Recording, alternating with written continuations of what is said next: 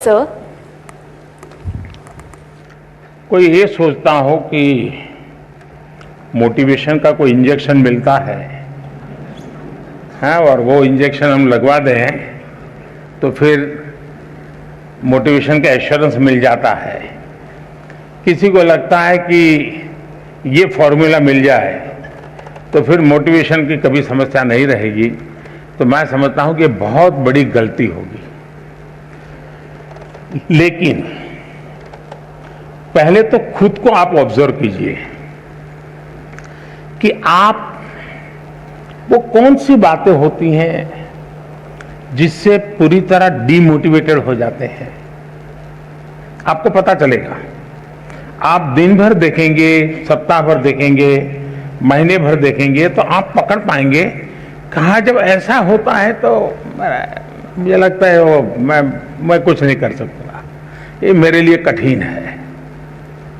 तो एक खुद को जानना और उसमें भी वो कौन सी बातें हैं जो मुझे हताश कर देती है, निराश कर देती है। एक बार उसको जान लें और उसको एक बार नंबर बॉक्स में डाल दें, ठीक है।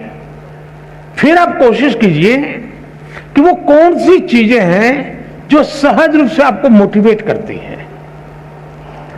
जो बातें सहज रूप से आपको मोटिवेट करती हैं उसको आप आइडेंटिफाई कीजिए। मान लीजिए आपने कोई बहुत अच्छा गाना सुना,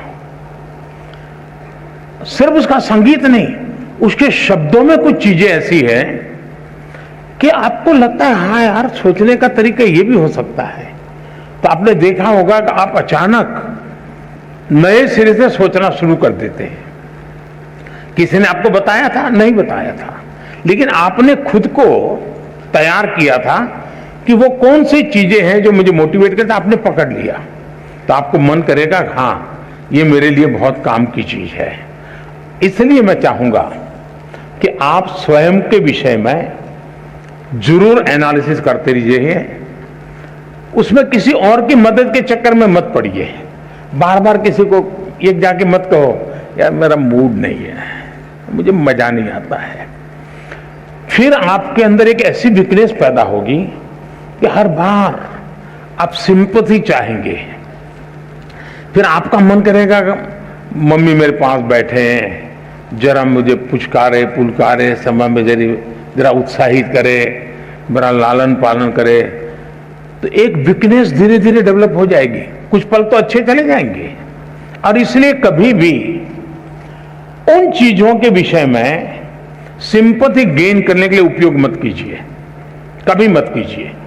है जीवन में मुसीबतें आई, निराशा आई, हताशा आई, मैं उसको खुद जीऊंगा, मैं उससे जम करके उससे जंग करूंगा और मेरी ही निराशा, मेरी उदासीनता को मैं ही खत्म कर दूंगा, मैं ही उसको कब्र में गाड़ दूंगा। ये विश्वास पैदा करें।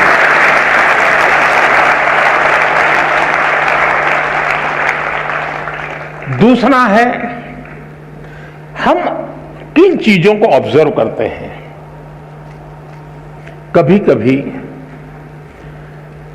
कुछ चीजों को ऑब्जर्व करने से भी हमें बहुत प्रेरणा मिलती है। अब मान लीजिए आपके ही पर घर में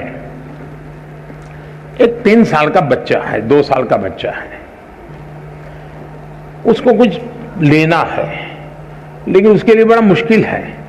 आप दूर से देखते रहिए कि वो गिर जाएगा, पहुंच नहीं पाएगा, थक जाएगा तो थोड़ी देर चला जाएगा, फिर आएगा, फिर कोशिश करेगा।